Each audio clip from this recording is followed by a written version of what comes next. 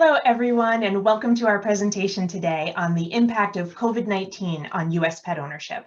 My name is Julie Springer. I am a research analyst for APPA, and I work on all of APPA's research initiatives, including the National Pet Owner Survey, as well as the new COVID-19 Pulse study. It has definitely been quite a year since we were all together in Florida for the last Global Pet Expo.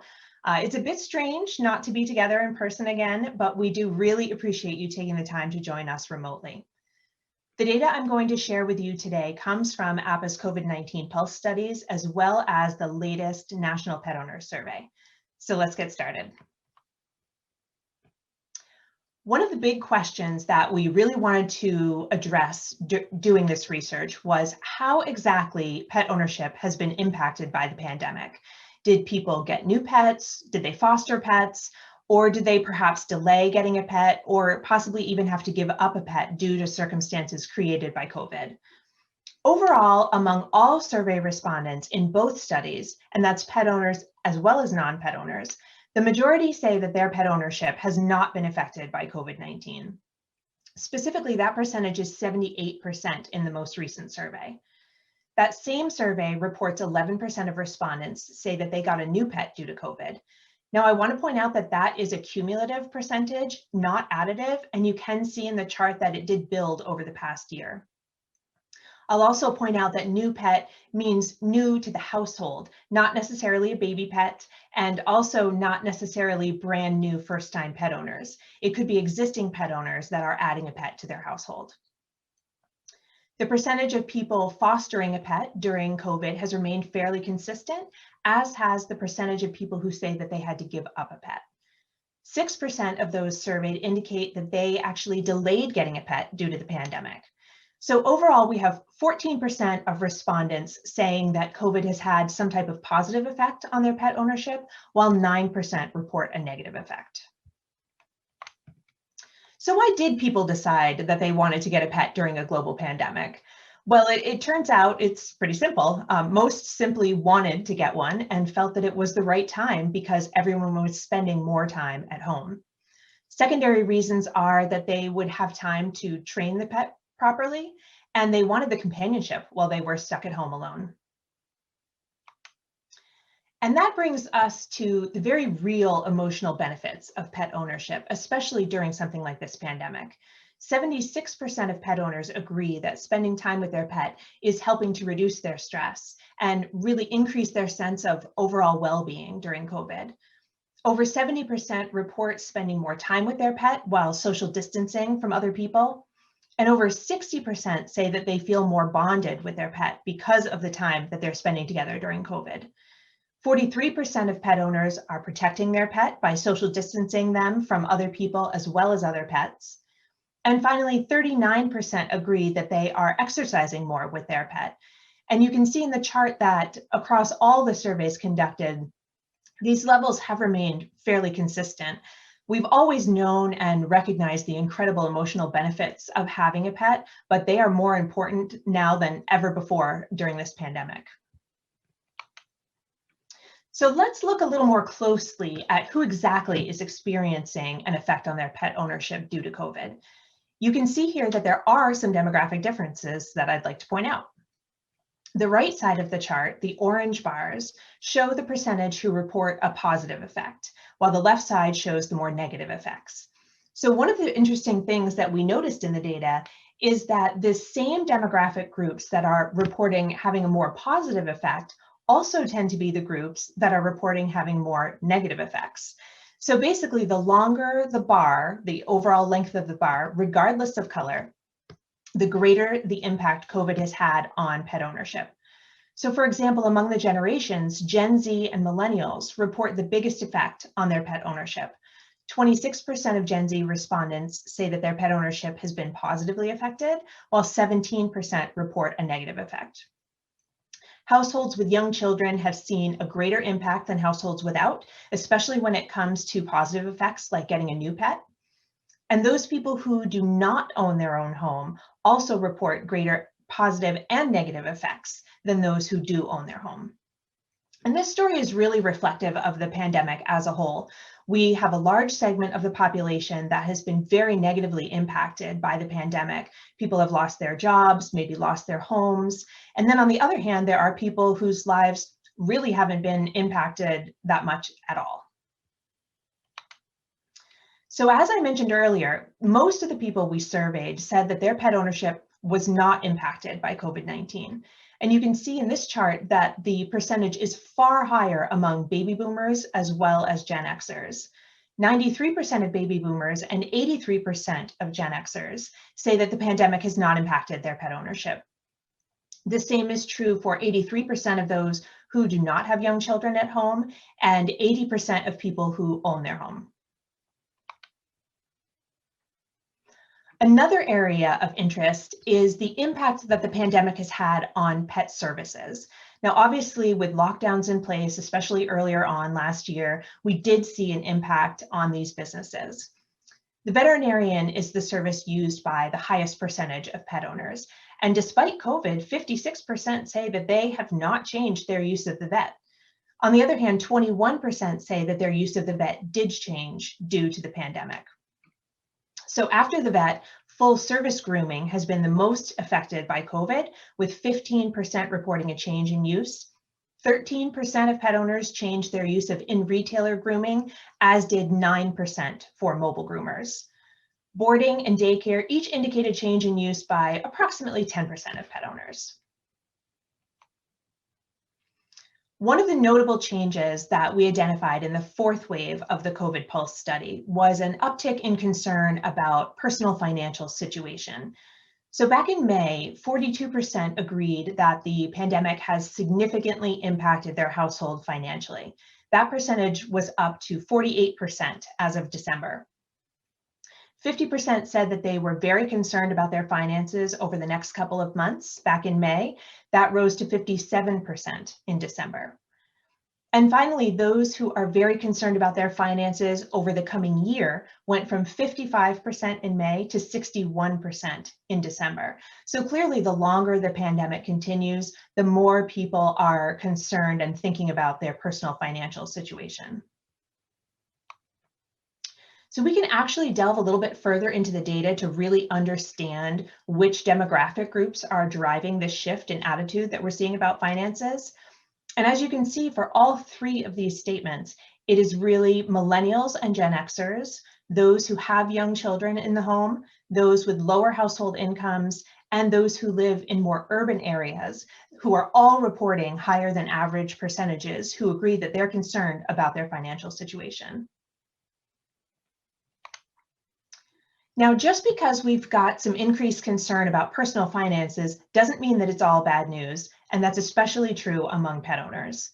73% of all pet owners agree that their pet's diet is very important to them, and they do not plan to make any changes regardless of their financial situation or the economy. That percentage is highest among baby boomers, 80% of whom agree with this statement about keeping their pet's diet the way that it is. Over half of pet owners consider themselves to be very brand loyal when it comes to shopping for pet food and other pet care items. Millennials actually have the highest percentage who agree that they are brand loyal, and that's 58%. Now, looking at the other side of that coin and tying back to the concerns that we were just talking about personal finances, the surveys asked about pet owners' plans to spend less money on pet food and or pet supplies. 20% of pet owners surveyed say that they plan to spend less money on pet food. That's not a particularly high percentage, which does tie back to what we were just talking about, the statement about feeling really strongly about their pet's diet and not wanting to change it regardless of financial situation. The one area where it does seem like more pet owners might consider cutting costs is in pet supplies. 28% view pet supplies as discretionary and plan to curtail purchases in order to save some money. And 28% agree that given their current financial situation, they plan to spend less money on pet supplies. Overall, 1/4 of pet owners say that they are worried about the expense of having a pet during the pandemic. So again, looking a little deeper here by generation, we can see that the percentages who agree with these statements are much higher among the younger pet owners from the Gen Z and millennial generations. Close to 40% feel that pet supplies are discretionary and they plan to spend less money on that category. Gen Z and millennials are more worried about the expenses related to pet ownership than what we're seeing from either Gen X or baby boomers. And more Gen Z and millennials say that they plan to spend less money on pet food than either boomers or Gen Xers, but that's still less than 1/3 of pet owners. So now we're going to shift from pet owner attitudes to some spending information. The survey asks pet owners how the current economy has influenced their spending on pet supplies in the past year. A net of 30% of all pet owners indicate that they spent more on their pets and pet supplies in the past year, while only 10% report that they spent less. 60% say that they actually spent the same. That's pretty good news for the pet industry, especially during a year of a global pandemic. Taking a look again at our favorite generational view, we see some interesting things. 45% of Gen Z and 40% of millennials say that they spent more on their pets over the past year. And this is really interesting because these are the same groups that we just talked about being more concerned about the cost of pet ownership, and they are possibly planning to make changes to pet product purchasing in order to save money. So it'll be really interesting to see how quickly the pandemic resolves and whether or not these younger pet owners have to put any of these changes that they're considering into effect, or if they can continue with their pattern of spending more on their pets. Only 12% of Gen Z, millennials, and Gen X say that they spent less on their pets in the past year. So here we have a bit more specific data on pet owner spending for their dogs. And as you can see, almost every category is up in 2020. Bigger ticket items like vet visits, whether we're talking surgical, emergency, sick, or routine visits, as well as food, are up. The only big expense that did not notably increase is boarding, and that's to be expected. With everyone staying at home, the use just wasn't the same. Pet owners are also reporting higher averages spent on things like treats, carriers, vitamins, beds, toys, harnesses, leashes, and collars. Like I said, it's across the board. We know that pet owners like to spoil their pets and treat them as one of the family, and this is really borne out by spending even more on their animals while quarantining together. We have similar data for cat owners. Again, you can see that emergency and routine vet visit expenditures are up, as is food spending. Boarding is down, the same as what we saw for dog owners. Treats, carriers, beds, toys, and collars are all up from averages reported back in 2018.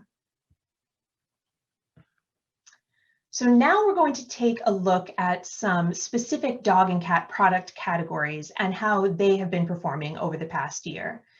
First up is calming products. Now, as you might imagine, with everyone staying at home for at least a portion of the year, if not permanently, there are many pet owners out there that may now feel the need to use some calming products on their pets. In fact, the use of these products among dog owners went from 22% in 2018 to 51% in 2020, and cat owners are up from 19% in 2018 to 51% in 2020. These increases are evident for all types of calming products, from toys and treats to sprays and diffusers. However, the use of calming products is significantly higher among the younger pet owners. 73% of Gen Z and 61% of millennial dog owners say that they have used some type of calming product on their dog, and the same is true of 69% of Gen Z and 64% of millennial cat owners. For both dog and cat owners, a calming toy is the most common calming product purchased, and that's followed by a supplement, chew, or treat, and then a calming collar. CBD products is a new addition to the most recent National Pet Owner Survey. And not only does this survey capture what types of CBD products are purchased, but it also asks pet owners what conditions they would consider treating with CBD. So overall, about 1/3 of both dog and cat owners purchased some type of CBD product for their pet over the past year. Now, as we saw in the previous slide with calming products, the younger generations are more likely to use CBD products for their pet. So among dog owners, that's 51% of Gen Z and 49% of millennials. And among cat owners, it's 45% of Gen Z and 50% of millennials. The product that was used most often or purchased most often was a treat, noted by about 1/4 of owners. Shampoos are a more distant second choice, and all other types of products such as tinctures, powders, sprays, and gels were purchased by fewer than 10% of dog and cat owners. Close to 20% of pet owners would use CBD to treat anxiety and stress in their pet. And this is followed by those who would treat arthritis or joint pain and any other type of pain. Prior to 2020, treats was an already saturated category with upwards of 90% of most pet owners purchasing some type of treats for their pets. Those percentages inched up even more in 2020, with 94% of bird and small animal owners buying treats, followed by 93% of dog owners and 89% of cat owners. Even reptile and horse owners jumped on the bandwagon and reported an increase in the percentage who purchased treats for their pets. And I think that that can really be attributed to the time spent at home with pets and wanting to spoil them. Moving on to take a look at toy purchasing. The percentage of dog owners who purchased toys for their pet increased from 63% in 2018 to 68% in 2020. And we've already discussed that the average amount spent on toys increased as well. The percentage purchasing dog toys is even higher in households with young children, but unlike many of these other categories, there is no significant difference by generation in regards to the percentage that purchase toys. 70% purchased chew toys, followed by 63% purchasing tug toys. Both fetch and comfort toys were purchased by 59% of dog owners. And finally, 24% bought food dispensing toys to help keep their dog busy. Although there is no generational difference in the percentage who buy toys for their dogs overall, the generational difference does come into play in the number of toys that are owned. Gen Z and millennials tend to own more toys overall and a wider variety of types of dog toys than what we see from either Gen X or baby boomers. Cat owners note an even greater increase in the percentage who purchase toys for their pet. That's up from 59% in 2018 to 67% in 2020. Cat owners with young children at home have an even higher percentage who purchase toys for their pet, as do millennials and Gen X cat owners. The categories of cat toys that are captured by the survey were greatly expanded for this most recent edition, so you'll see a lot more choices. The top choice for cat owners is a catnip-filled plush toy. That's followed by a plush toy without catnip. Interactive toys, whether they are electronic or not, were purchased by 40% of cat owners. 1/3 of cat owners chose a stationary, non-electronic floor toy for their pet.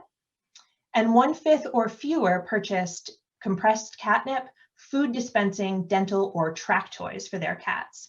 And as we saw in the previous slide for dog owners, the younger cat owners from the Gen Z and millennial generations own a greater number and variety of types of cat toys than the older generations do.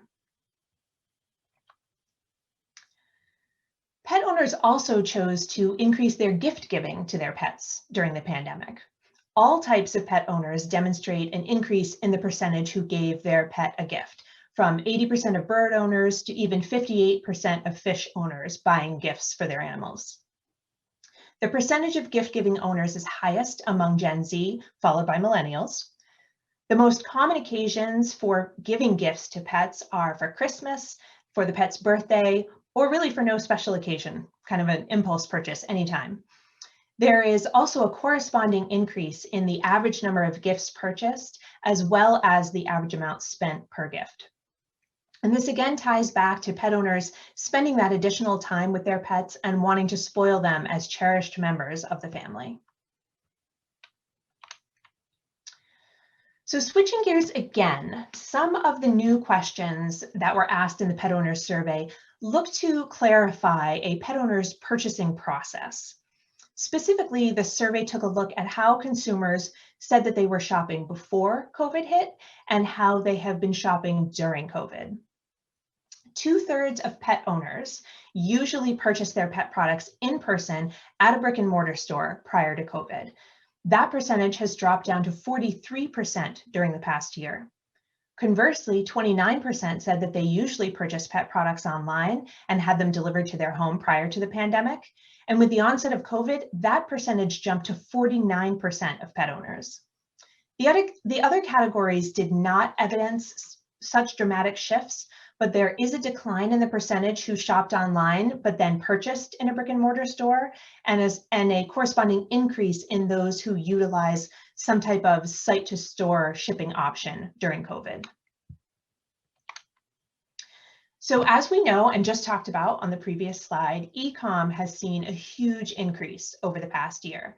Back in 2018, 29% of pet owners said that their purchasing of pet products online increased over the past year. In 2020, 47% of pet owners said that their online shopping had increased, with 21% specifically saying that it increased a lot. Millennials report the highest percentage who increased their online shopping for pet products, followed by Gen Z, both approaching 60%. Those with young children at home also show a greater percentage who increased their online shopping than those without young children at home. So with this big increase in online shopping for pet care products, it's really critical to understand how pet owners are learning about new pet products online. The current survey expanded its list of online sources, so you'll see that not every category has a direct 2018 comparison. However, the data shows 40% or more pet owners use pet product company websites, Facebook, retailer websites, and YouTube as a means to learn about new pet products. Use of YouTube, Instagram, and Twitter have all shown some level of increase in use between what was reported in 2018 and what was reported in 2020. And for the first time, the survey takes a look at TikTok and Snapchat and reports that 15% use TikTok and 12% use Snapchat to find new pet products, proving once again the incredible reach of social media. So now let's take a look at what specific categories are being purchased online in the past 12 months by pet owners. In 2018, 59% of pet owners said that they purchased pet food online. That rose to 76% in 2020, with an average number of pet food purchases of 7.9 for the year. A similar increase is seen for online treat purchases, with 71% of pet owners buying them online this past year. The categories were expanded for this question in 2020, and we can see that 2/3 of pet owners buying toys online for their pet, and at least half buying litter or bedding, grooming supplies, and vitamins or supplements. So a lot of online purchasing taking place over the past year. Pet owners who purchase pet products online were asked if they did so using some type of subscription service. Close to half of them say that they did. That's up from 39% in 2018 and is largely driven by the use of subscriptions by Gen Z and millennials, again, those younger pet owners. Food has the highest subscription level at 27%. That's followed by treats, medication, vitamins and supplements, and then toys. So the method of purchasing is one piece of the puzzle. Did they buy in store? Did they buy online? But also really important is the how of the purchase. How did the product get to them? What method do they prefer for that? This question was asked for each of these categories that were purchased online, and the answer seems to be that buying online and then picking up in a store just edges out home delivery. Those are obviously the predominant choices, with curbside pickup being used by between 15% and 20% of pet owners, depending on the product purchased. And there is, again, a distinct generational difference here, with the younger two generations preferring to purchase online and then pick up their purchases in a store, whether they're picking them up inside or curbside, while the older two generations favor home delivery. Pet owners were also asked to predict how their use of these online delivery methods might change over the coming year. Many say that they're comfortable staying where they are, but about a third say that they think their use of home delivery will increase, and about a fifth will increase their use of picking up in-store or curbside. Let's take a look at the demographics of those who say that they're going to increase use of these online purchasing methods.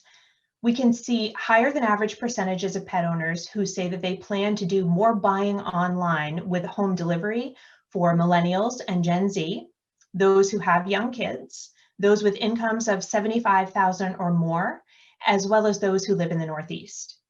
Millennials, Gen Z, and those with young children in the home all report higher percentages who plan to buy online and then pick up in the store, and buy online and pick up curbside. One of the final survey questions that we asked consistently over the past year has been to gauge when respondents think life will return to normal. It's a question we're all really desperate to know the answer to. And as you can see, there was significant change between May and December in the Pulse study. More people started out saying that normal would return within 2 to 3 months. And as time went on, that percentage declined. And subsequently, the percentage of people who thought that it would be more than a year went up to 32%. The most recent read on this question begs another question, and that's whether or not we have actually turned the corner, or at least people might think that we've turned the corner. 30% of people now say it'll be 4 to 9 months before normalcy returns. So it's not quite the quick return that people had hoped for in the beginning, but we're not necessarily talking about another full year either. Breaking that out by generation, we can see that the younger respondents have been consistently more optimistic throughout the ordeal of this pandemic. Yes, their levels of normalcy within 2 to 3 months dipped also, but they never dipped down to the same level as those reported by the older generations. And both Gen Z and millennials have rebounded a little bit in the most recent survey. Baby boomers, Gen X, and millennials have all indicated declines in the percentage who think it will be more than a year before life can return to normal. So I think everyone's really starting to feel like we can actually see the light at the end of the tunnel. So how do we sum up what these studies are telling us about the effect of a global pandemic on US pet ownership? Well, first and foremost, the pet industry has remained incredibly resilient throughout the past year. We have long known that this is an industry that tends to be more recession resistant than others, but I don't know that anyone could have predicted how it would fare during a pandemic. It's clear that the role that pets play in their owners' lives is such an important one that not even something like COVID can affect that relationship. Despite some increased concern about personal finances, there does not appear to be an impact on pet spending at this point, which is up for almost all dog and cat categories.